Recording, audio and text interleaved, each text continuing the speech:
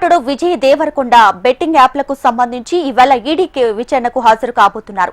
ఈ కేసులో ఇప్పటికే నటుడు ప్రకాష్ రాజ్ ని విచారించిన ఈడీ మనీ లాండరింగ్ ఆరోపణలపై దృష్టి సారించింది. జులై 30న ప్రకాష్ రాజ్ ఈడీ ముందు హాజరై 2016లో ఒక యాప్ ని ప్రమోట్ చేసినప్పటికీ నైతిక కారణాలతో ఆ తర్వాత బెట్టింగ్ యాప్లతో సంబంధం కొనసాగించలేదని ప్రకాష్ రాజ్ తెలిపారు.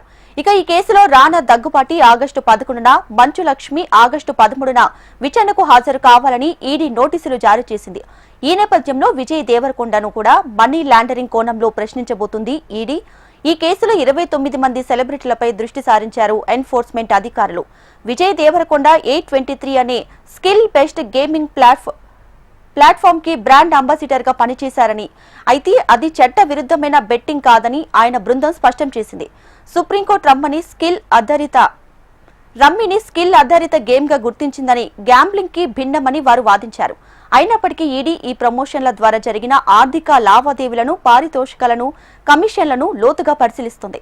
తెలంగాణ, ఏపీలలో దాఖలైన 5 ఎఫ్ఐఆర్ల ఆధారంగా ఈ విచారణ జరగబోతుంది.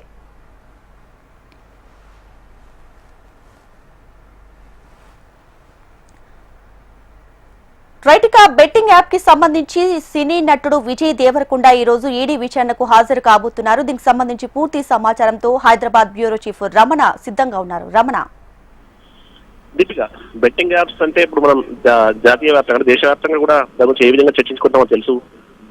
పెద్ద మొత్తంలో కోట్లాది రూపాయలు ఈ బెట్టింగ్ యాప్ల పేరుతో అంత వ్యాపారం కొనసాగిస్తున్నటువంటి ఆరోపణ అయితే పెద్ద ఎత్తున వ్యక్తం అవుతుంది. దాంతోపాటు ఏదైతే ఈ బెట్టింగ్ యాప్లతో వచ్చిన డబ్బులు కూడా నిబంధనల విరుద్ధంగా విదేశాలకు మళ్లింపబడుతున్నాయి, తిరిగి కొంతమంది ఖాతాలకు చేరుతున్నాయటువంటిది ప్రస్తుతం ఒక అభియోగం. దానికి సంబంధించి ఇక్కడ బెట్టింగ్ యాప్లపై హైదరాబాద్, సైబరాబాద్ లిమిట్స్ లో ఏవైతే కేసులు నమోదయ్యాయో ఆ కేసులను బేస్ గా చేసుకుని పిఎంఎల్ఏ కింద ఈడీ కేసులు నమోదు చేసి విచారణ కూడా చేస్తోంది. దీనిలో భాగంగానే 29 మంది సెలబ్రిటీలకు సంబంధించి కేసు కూడా నమోదు చేసింది. ఒక్కొక్కరిగా వారిని విచారణ కూడా పిలుస్తోంది. చూసాం మనం గత వారం ప్రకాష్ రాజ్ వచ్చారు, ప్రకాష్ రాజ్ను విచారించింది. ఈ రోజు విజయ్ దేవరకొండ, సినిమా హీరో విజయ్ దేవరకొండ కూడా మరి కాసేపట్లో ఆయన ఈడీ ఎదుట విచారణకు హాజరు కాబోతున్నారు. అంటే ఇలాంటి ఎవరైతే సెలబ్రిటీస్ ఈ ప్రమోషన్ చేయడం మూలంగా సాధారణ జనమంతా కూడా ఈ బెట్టింగ్ యాప్స్ కు అడిక్ట్ అవుతున్నట్టుగా అయితే గుర్తించారు. దీనిలో భాగంగా వివరాలు రాబట్టేందుకే ఈడీ విచారణ చేస్తుంది. Right Ramana, thanks for the latest updates.